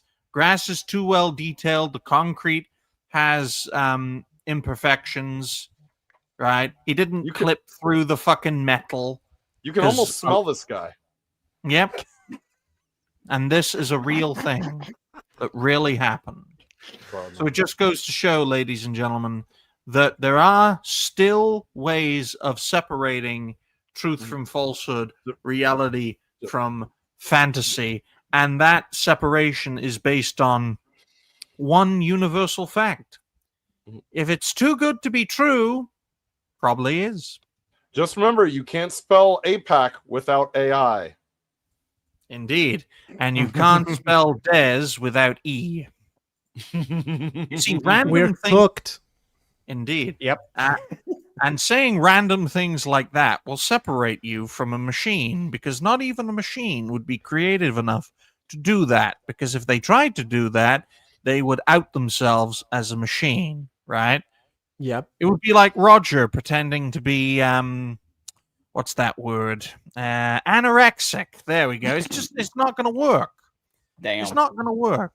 Okay, Roger. If you take Ozempic and cheat, I'm never taking this hat off. But if you really go all the way, I'll take my hat off to you, and I'll still be wearing a hat. Fair enough. And I So will not basically- elaborate any further. Yes? So basically, the more retarded we are as content creators, the better of a future we have. Yes. Pretty much. We have to counter artificial intelligence with natural stupidity. Yes. Which Hey guys, I don't I'm know. still me. I think Hassan is a great person. I don't Look, know. guys, That's the opposite. That's the opposite. That's too far. it's not going to be. That's circle AI back. overcompensating. Yeah. I was waiting for Dignity to make a Furious Stan joke. But he missed his shot. No, in Yeah. all seriousness, if it keeps going like this, guys, Furious Dan is the only content creator I'll ever watch, because no AI is going to copy that or be like that. I was gonna say he's so unpredictable that there's no way the AI can predict Furious Stan. Hey, loco, I make brakes for buildings, homo. It's like, what? He literally said that on my mentor show. That he makes brakes for buildings. I'm like, what the fuck are you going on about? Oh man! You know what? I'm just waiting for the AI to try to replicate Furious Stan, and it short circuits because it can't be done. And just like the whole system breaks down. Oh, and that really would be a That's like the system crash. salvation of humanity. That's how we're going to discover the way to defeat AI. It's through Furious Dan. Furious Dan, the savior of anti-AI. Of humanity. I'll tell you what AI can do that Furious Dan can do. Play games for 12 hours straight. Oh boy! But on that note, folks, we'll skip the fourth topic. We can talk about that on Wednesday, because the fifth topic is very interesting because our guest recommended it, and it's about a lady with more muscles than brains who would make a good Abby Smash, certainly, and she condemns gooners because of a rotting video games industry that wants ugly women center stage. 1 hour, 29 minutes, 55 seconds. 2.5 is she rages against gooners as the video games industry rots. So I'm going to let our special guest provide context for this situation. It's a great way for him to practice for when he hosts one of his shows one of these days. So, Des, what can you tell me about She Rages Against Gooners? Well, she's some kind of a cosplayer, right? Oh, yeah, she is a muscle mommy of a content creator. It's very confusing because you look at some of her cosplays and it's like not exactly Gooner content, but yeah, it's pretty much Gooner content. It's just not as extreme as what she's seemingly calling out. But yeah, if you guys saw her post, she just poorly reacted to a meme. I don't know if you guys have the meme over there. Oh, the characters absolutely. on I the- can share it. I can share it right now. In fact, you gave it to me. So I can share it. So go ahead. Yeah, Oh, that's gonna be we've got lovely. some characters on the left. I think the ones on the ones on the left are what gamers actually want, and then the ones on the right are the ones that nobody wants. And we've got your usual suspects over there. It's missing some other ones like K-Vess from Star Wars Outlaws, I think was the name of the game. Yeah. Among others, the Fable chick, etc. I just ranted about this the entire afternoon. I've been recording a video, gonna edit it and upload it later. It's just obfuscation, lying, misrepresentation. Nobody ever wants to actually talk about what the issue is in the games industry with activists purposefully changing the way that female characters look because they want to demonize the male gaze and all that shit. All they ever do is just, oh, you're a gooner. That's the only argument. You go down to her comments. People are trying to be good faith with her and telling her, hey, actually, here's this thing. Like, for example, Legendary drops a screenshot where he talked to a Ubisoft insider, and the Ubisoft insider confirmed that K-Vess looks like shit because there was a shift in the studio, and so no longer was it about pleasing their male-dominated fan base, it was more about being distrustful of beauty. But she doesn't care about any of that. She just wants to call everybody a gooner. So I had a pretty good time. She's the princess of pain who wants you to check her out in more ways than one. I don't know who needs to hear this. Let me see this. But women who you don't personally find attractive exist in the real world. And they can exist in video games as well. Okay, good statement so far. Very, very reality-based of her. If you can't play a video game without every woman in it looking like a gooner fantasy, oh, it's going downhill now. You are brain-rotted and need help. Well, I'll point out something very important here. Legendary drops fine content creator, very, very well known, very capable, hates spears, but he's a very, very talented voice in our community. Did I mention he hates spears? And gates, too. But let's face it, guys. This lady, who's very talented, I think could cosplay as about 80% of what we are seeing here. 80%. Pretty much. What are you going to say, Des? Just that the initial statement, like the first sentence, I think even that is already going downhill. Like it already started on the bottom of the fucking hill, and it just kept getting worse because it sounds like a logical thing to say, like, hey, women who are basically not so pretty exist in real life, and so they can exist in video games as well. It's like a logical fallacy or whatever the fuck it's called, because it doesn't really matter. It's irrelevant. Yeah. You want to sell your video game, you want characters that look good. Well, let's use an example here. Let's get rid of the word women and replace it with another protected group. Like, I don't know, Jews. I don't know who needs to hear this, but Jews who you don't personally find attractive exists in the real world, and they can exist in video games as well. If you can't play a video game without every Jew in it looking like a Guna fantasy, you are brain rotted and need help. Question. And then it's like a picture of Netanyahu. Yes, but question. When was the last time you saw a Jew in a video game? Shit. World of Warcraft, the Goblin Race. Oh my god. I was gonna say Hogwarts Legacy. Okay. Goblin Race. Yeah. But I use that as an example for because well, I'll finish my point, Elza. Because Jews exist in the real world, right? They can exist in video games, but there are very few, if any, Jews in video games. But you don't see Jews complaining about that. So why are women complaining about it, right? You exist in the real world. You exist in video games. Oh, They're not all super attractive. Oh, you're a gooner. You're a gooner. Well, why are you assuming that the majority of people playing are going to goon to these females? We should make the same assumption that they would goon to Jews, especially if they're getting 7,000 a post. It's really funny, by the way. Oh, go ahead. Go for it, Jace. Go for it, Jace. I was going to say, the thing about it that these morons that complain about gooning don't understand is that, one, they're making an assumption, which is a projection. They are thinking about sex. They are the ones that are concerned and just obsessed with sex as a unit of value. This woman, by the way, looking at her profile, there are plenty of pictures of her barely dressed, plenty of pictures of her overly made up, like excessive amounts of makeup. Women don't wear makeup for men. They wear it for other women. They wear it to try to appear that they're more attractive than these other women. So clearly she feels some kind of way. But secondly, here's the thing at the end of the day, that all of this is supposed to be some form of art. You can appreciate the aesthetic of art without fapping to it. You can appreciate the art that is the Mona Lisa without cranking one out to it. And that's the problem with these people and their projection. Oh, everything is gooner, everything is gooner, everything is gooner. Look, I have a girlfriend. I don't need to crank it. All right. I don't. All right.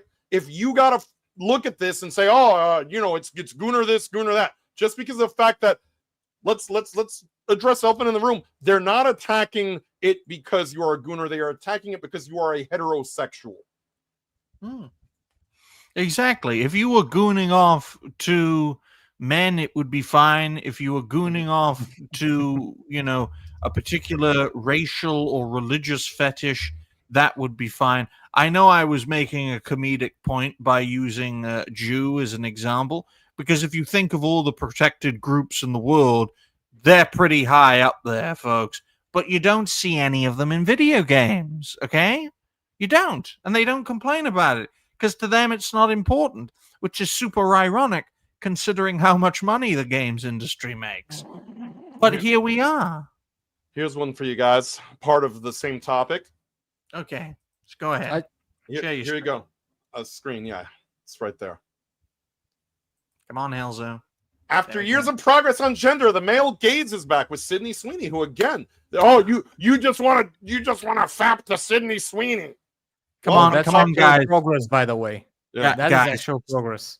Guys, there is nothing wrong with the male gaze. That's why Dash Attack is a network host. We respect the male gaze. We also respect the female gaze. You guys, CNN, you guys, I thought you guys were pro LGBTQ. Why aren't you in favor of the return of the male gaze? Okay? Well, what's wrong with you people? They wanted to rewrite. They wanted to rewrite what is good and what is bad. They wanted to completely uproot and destroy everything that is traditionally and organically, naturally, that occurs in the brain, that it's not forced. And they wanted to remove it, because when you do that, when you manage to organically remove something that your brain automatically finds good and replace it with something that someone else finds good, that's how you get control of the people. That's how you get control of someone. That's how you save them. I just noticed, guys, it's not called the male gaze. It's called the male gaze. Oh, right. That explains it then. Oh, boy. Oh, you guys don't pronounce gaze correctly, okay? Gaze is Gays. Gaze is Gaze. So there you go. Roger, what do you make of this? It's basically the whole entire projection of it all, where they keep on going, especially so overboard with the you only like this character just because they could be attractive and whatnot. If you go look in the private chat, I've put in there a tweet released by Smash JT that fits in with this topic, who happens to be one of the characters here in the female characters actual gamers want, and it with Mael from Expedition 33, where Smash is responding to somebody going female characters that actual gamers want, and it's a 16-year-old, you all need to be locked up. And Smash is going American exceptionalist nonsense. And Smash is responding to this person going legit one of the greatest written characters from a single game I've ever played. what the fuck are you doing sexualizing her? Yikes. Yeah, Exactly. exactly. It's That's projection. that. It It's is, what happens and all the time. that is also what it's on the She-Rage post as well. Funny Yeah. enough, on the Gunner side, and I just wanna. One thing before we move on, Mael, spoiler, Mael is just a younger version of her mother. Mhm. It's as simple as that. Notice which Gunner character is not here, by the way. The actual gamer's one. Eve Eve. Yeah. is not here. And also, Mhm. one other thing, if anyone has noticed, these Mhm. are well written personas. Yes, that's it. These That's Yes. are the other thing. shitty girl bosses. These are Mhm. all shitty girl boss. This, like Mael, Lune, you got everyone like deep backstories, three-dimensional characters, and stuff like that. And actually, She-Rage, I looked at her profile. She actually tried to kind of go back, and I'm gonna share that as well. I don't know if you saw it. Well, guys, Lune's character development is so entrenched that she has gray hair at 33. Well, that's how much her fucking family forced her nose to the grindstone. Well- and they were Expedition 46, and they look like old people. Well, the thing that I find really funny about this whole nonsense is they're also just glossing over one major point, which is that even women don't admire, respect, or want to play as ugly women. They try to say that this is exclusively a male-dominated thing. But you know what? If you put every woman out there looking like Helga from Clay Fighter, you would find that women don't want to play as them either. All right, so this whole thing is just absolute projection from a bunch of virtue signaling rah-rah feminists who are probably mad at some man in their life that didn't give them good intercourse or didn't call them back. Maybe if your personality weren't insufferable, you would get a call back. Leave it the hell out of our video games. You're mad at what? Because we're straight? Because we like looking at pretty things? You know what? If you want to see a bunch of ugly people, then you get your ass up off the internet, go to Walmart, be my guest, enjoy all the ugly people there, and leave us the hell out of it. She's resentful, Jose, because a man didn't beat her up. She beat him up. And thank you to Roadkill for the $9.99, nearly $10 donation, saying the following: Hillary Clinton paid me to donate. Also, I bought some flowers for the cartoon guy. That's a funny way to say my mentor's name, Roadkill, but thank you for your donation. We appreciate you. Clinton. And Well, I can give y'all one big primary reason on why you shouldn't take anything that She-Rage even has to say, and it's because if you go and look, she got pronouns in her bio. Yeah, absolutely. Pronouns detected, opinion rejected. Come on, Yep. guys. You need I to have. noticed that, and I backtrack, was by the going way. to. I Guys, noticed that, and I was going to be like, okay, maybe I won't make this video. Everybody in my comments is going to go, bro. She has pronouns. Why are you even? But it's also a topic that needs to be discussed.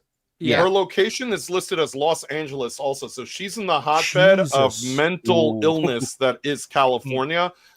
So there is that. That automatically Are they is spraying another. the air with something Yeah. over there? Why is everyone from Los Angeles just so fucking crazy? It's a cult. It's a clique. It's a club. And I'm sorry about the normal people in Los Angeles, but all the loudest people that we have discussed and the batshit crazy people that we exist, all are from their origin. Helzo, there's a reason they call it La La Land. She needs the pronouns because the steroids cause issues. Okay, folks. Well, I mean, yeah, There's she could a be passing reason. as a person of that has a male genitalia. Okay. It's ma'am. She took offense because she's the only woman we know who can cosplay as Abby. Okay, folks? True enough. Quite simple. She looks like her last name could be Mulvaney. And my mentor follows her for research purposes. Nothing more. Nothing more. And if you imply any Research- different, we're sending you to Those God. purposes. Okay? Research purposes, also known as a science project. Oh my. My, oh my. But I'll tell you this, folks, right here, right now. Don't oppress the male gaze. Because if you do, well, fashion is going to nosedive. Okay? Really? Let me say this about the male gaze. Without the male gaze, none of us would be here. True that. Absolutely. Oh, you mean Gaze? Without the male Yes. Gaze, we wouldn't be. I'm like, look, if the You're male sounding like a gaze, Bulgarian. if the male gaze was manifested across the world, none of us would be here, and everyone would have AIDS. But on that note, ladies and gentlemen, let's move on to the conclusion and the future plans, as our guest regrets being here. You're welcome every time, by the way. We this is a tame version. This is a tame episode. We usually go much harder. So Oh boy. It's a what episode? a Tame tame episode. episode. This is a tame episode. Okay. Yes. Yep. Yeah. This is what happens when you're mentored That by is a the- guy who blows up his own channel isn't even Muslim. So future plans and a solid conclusion, folks. We're going to start off with, oh no. That's when Oh, it stops no. being tame, when the crown calls to me like the Green Goblin mask. He was a schizophrenic Jose. Burgers who are wasn't wrong. supposed to be on the plane. Okay. But let's start off with Elzo. What are your future plans, my good man? Oh well. Well, I love it how every time that I have to tell my future plans, I'm almost done laughing, and I still need to bottle it up in order to not drag on the show for 5 more hours. We have a split personality Burger King Jace over there. His ass It's up. Jose. Well, he may have a Jose's. Right. Future plans. I'm going to be making more videos this week. Hopefully, I'm going to be able to do it. And then Saturday and Sunday, we're going to be streaming Silk Song, which is a very good sequel, which means that at least some of the studios are still able to make good sequels of their original games. And also, we're going to be probably doing some videos. Are you going to be Cat gooning King. to the main character? Oh, no. Look, gooning is good. I love gooning. I goon to Eve, but I've dived accidentally to the Rule 34 section of Silksong, and there wasn't enough bleach in the vicinity that I could buy to bathe in. Guys, By the way, that proves that people can goon to anything, not just women. Guys. There is a Rule 34. There's a Rule 34 section to the TV series that we're reviewing on Will's channel, Red Dwarf. It exists. Never go down that rabbit hole. There is a Rule 34 for Blue Waffle. I don't want to know that. Helzo's trying to stop me talking because he knows what I'm about to say, folks. Helzo doesn't goon to anything because it would offend his life partner, okay? And we all know what kind of people call their other a partner, okay, folks? I don't call my wife a partner. Okay? Helzo is one of the few Bulgarians actively engaged in a transsexual relationship, okay? Yes, with a bear. Just to let you all know, right? Just to let you all know. And you guys all know the transgender Bulgarian I'm referring to. Roger, what are your future plans? Well, later on tonight, I'll be doing some streaming over on the Rustic Rollers channel, where we'll be continuing on with my One Piece D&D campaign. It's getting really interesting. We're almost at a point to where, if anybody who's ever watched it, we'll be getting up to the point where we'll be ending the first half of the series, aka before we enter the time skip era, is where we're going to be getting into. Are you like John Goodman, and your panelists are like his family? So you just eat all the pieces and they're just starving? Yes. Right. I am exactly like that scene from that episode of Family Guy. Yes. Where I'm just consuming the entire Thanksgiving dinner. It's so ironic. There's never anything left. Guys, it's just so ironic that Roger is playing One Piece. Because if his diet was like that, he wouldn't look like that.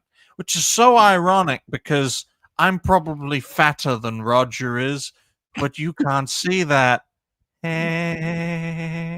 But what about you, Jose? What are your future plans apart from working yourself to death? You can't say that on Rumble. But what I will be doing on Rumble is playing Dragon Quest X online later tonight, as well as getting some progress done in Dragon Quest 3. 10 plus 3 is 13. It's October 13th. It's Monday the 13th. Hopefully it won't be unlucky. Hopefully Rumble won't banish me into the Netherrealm. Make sure to give us a follow at rumble.com/cancel this podcast. We're also available on Odyssey.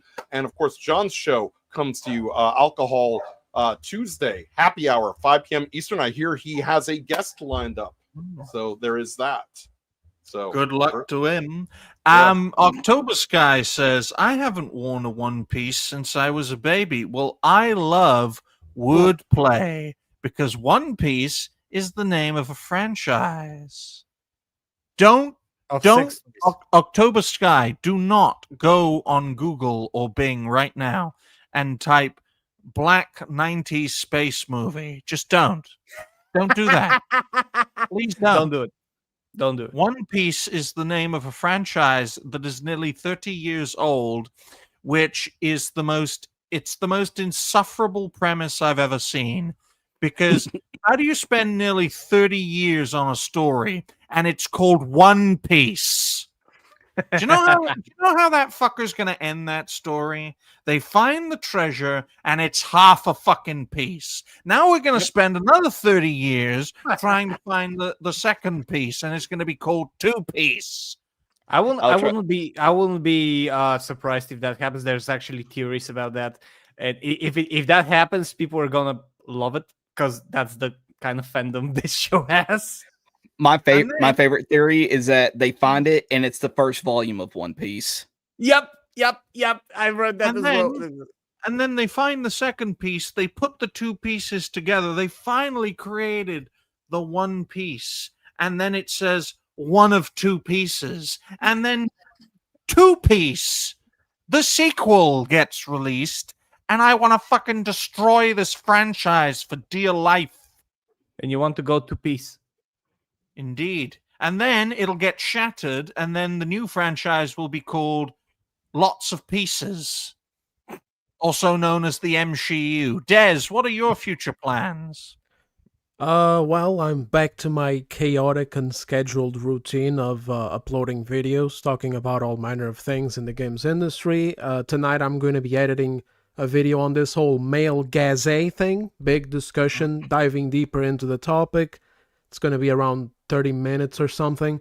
I take it very much in good faith, what she said, trying to just go through it, except by the end section because I lost my patience with her blatant disingenuousness on her responses. And up next is another lengthy video discussing the whole Assassin's Creed KKK rumor, which I believe to be fake, but in the video, besides going into why, I'm also going to be talking about it, even if it was real, why I believe it failed. So, yeah, that's about it. So, if that's something you guys are interested in, check out my channel. It's TheDezembro. Des is slumming it here, folks, but he's practicing here so that when he can, engage with the big boys, he won't make a mess of it. So we're like training wheels for him, and this certainly isn't part of a radicalization routine where we can get a well-known creator part of the network. It's not that at all. Okay, my mentor did not teach me the following motto. Why be on SNH when you can make one? No, he didn't teach me that at all. We appreciate everyone for being here, okay? And, of all the regulars of this show, we appreciate Jose the most because he's exclusive to the network on YouTube. And I look forward to the day when Rumble bans him, and the safest place for him and shock that dog is YouTube. Yeah, electrocute that dog. No, it's his grandmother. It's his hot mother. Don't worry. Don't add her to the intro. Don't add her to the intro. If you have to go, that's fine. I'd love to see your 73-year-old mother again. Now that's proper gooning, guys. That is proper. Oh no! If she ever gets in a proper shot, I'll be able to AI that, You're gonna have a proper shot, right? Yeah, we never get like no. an image of her face, and we just get a Miss Bellum situation from the Powerpuff Girls. Oh boy. Oh, Oh, she is boy. the Give them hottest. ideas. She is the Why are hottest you giving them 73-year-old I've ever seen. Okay, folks. This is professional gooning, ladies and gents. This Yeah. is what you can learn from us. You can goon to everything. If anything, Oh, there's a Rule boy. 34 somewhere about that as well. Someone made it, I'm sure yeah. of it.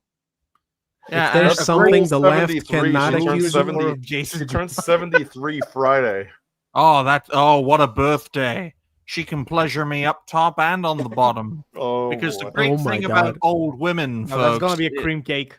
to end Oh, the show Jesus. on a dirty note, the great thing about old women is they don't have teeth and they don't get pregnant. The teeth do come out. I hate to tell you that, but There we go. I've just filled up his spank bank for the night. Yep. And they can't run away. That's So gonna be the until most next- replayed section of the video afterwards. Oh. Just to let everyone know, another good thing is they can't run away. So until next time, ladies and gentlemen, and no other degenerate groups, bye for now, folks. Thank you very much for watching. Bye-bye. Subscribe to all Bye. these channels. They're in the chat. Thank you very much. Thank you, Roadkill, for the donation. Cheers and stay fresh. Bye.